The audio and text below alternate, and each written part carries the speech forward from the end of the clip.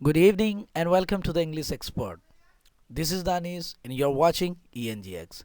So my dear students, आज के class में हम बात करने वाले हैं बीएससीबी बोर्ड के कक्षा 12 के 100 मार्क्स इंग्लिश के पहले पोएम के बारे में हम लोग बात करने वाले हैं। जैसे कि आप सबको पता है कि मैंने पहला पोएम जिसका नाम है स्वीटेस्ट लव आई डोंट गो, जिसको कंपोज किया था, जिसको लिखा था जॉन डोन ने, इसके एनालिसिस को और इसके एक्सप्लेनेशन को मैंने आप लोगों को वीडियो अपलोड कर चुका हूं।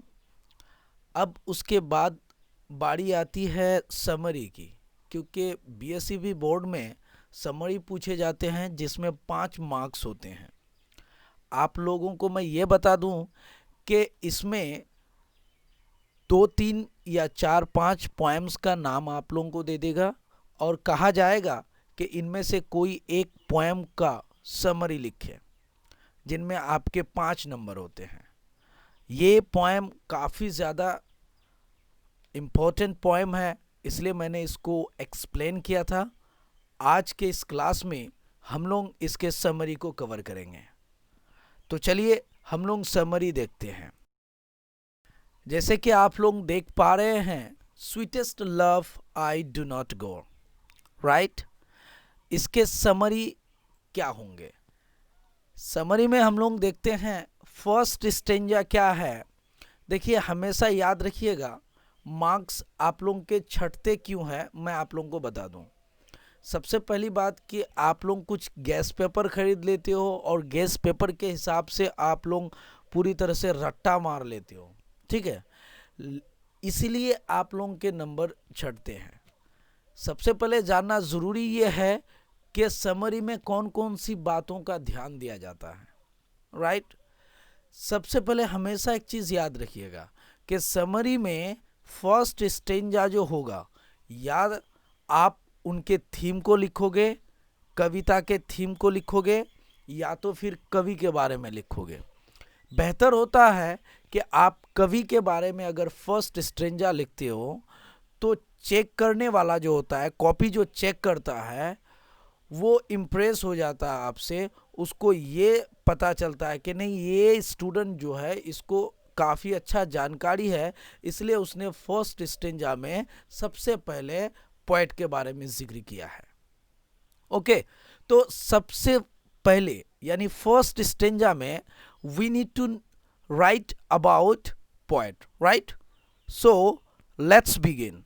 हम लोग पोएट के बारे में पहले फर्स्ट स्टेंजा में लिख लेते हैं।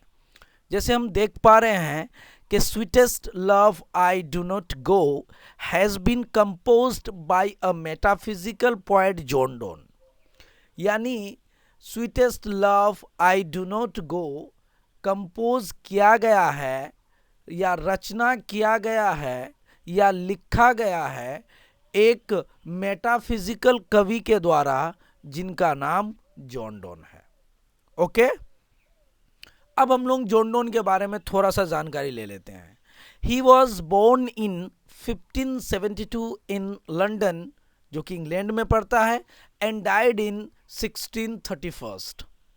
वह पैदा हुआ था लंदन में 1572 ईस्वी को और मरा था 1631 ईस्वी को। He was forced to leave Oxford University without a degree because of his religion, Roman Catholic. उसे ऑक्सफोर्ड यूनिवर्सिटी से, मैंने आप लोगों को बताया था एक्सप्लेनेशन में कि उसे किस प्रकार ऑक्सफोर्ड यूनिवर्सिटी से बाहर निकाल दिया था और क्यों निकाला गया था। इस भी पॉइंट को मैंने अबाउट पोएट में जोड़ दिया है, समरी के फर्स्ट स्टेंजा में मैंने जोड़ दिया है।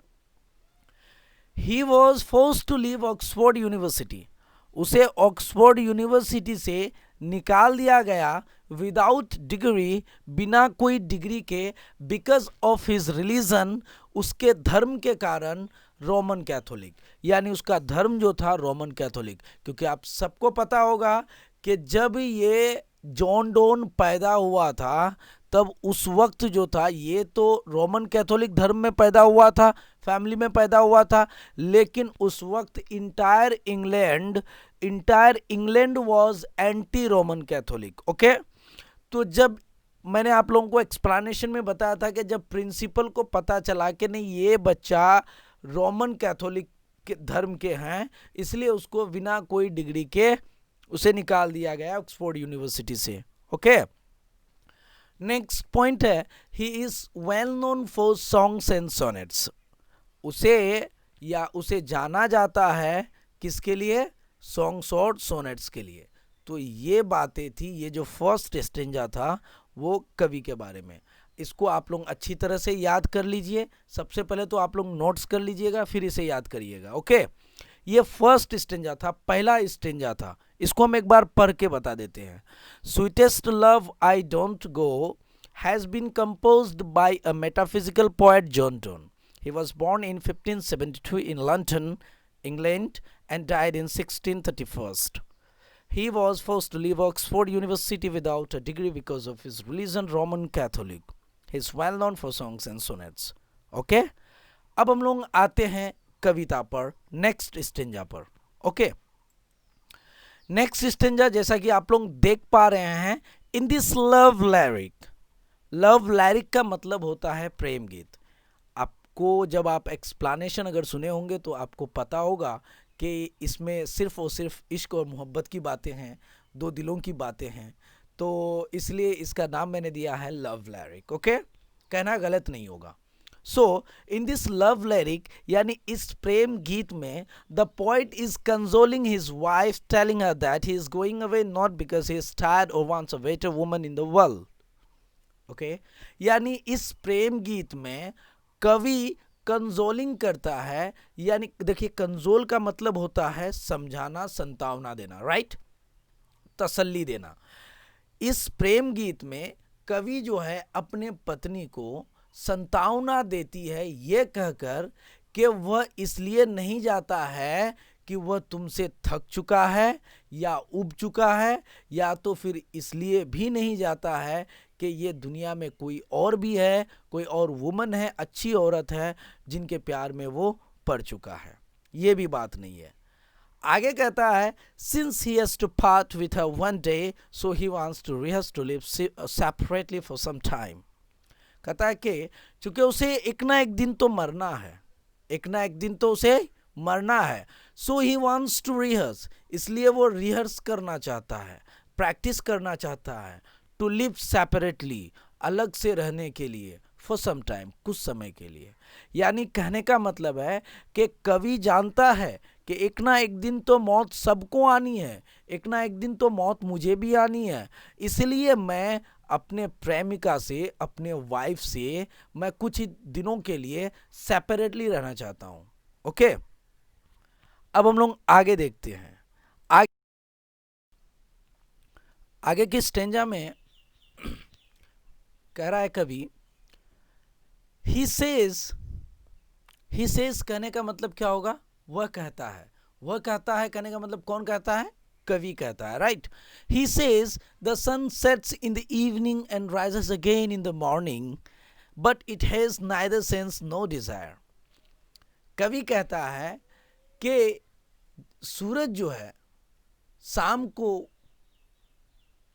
डूब गई और फिर वापस मॉर्निंग को अपने जगह पर आ गई, लेकिन सूरज के पास ना तो कोई सेंस था, ना तो कोई डिजायर था, उसके पास तो कुछ नहीं था, फिर भी वो सूरज कल डूब गई शाम को और फिर आज वो अपने जगह पे आ गई है। कहने का मतलब ये है कि सूर्य के पास कुछ नहीं है, फिर भी वो वापस आता है, लेकिन मेरे पास तो सब है, मेरे पास तो तुम हो, मेरा प्यार है, फिर मैं क्यों नहीं आऊँगा? मैं आऊँगा। इसलिए वहाँ पे इसमें था ना, कविता में क्या था, मैं आप लोगों को याद दिला दूं, As tonight the sun went in and it is here today, he hath neither sense nor desire nor half a sort of way.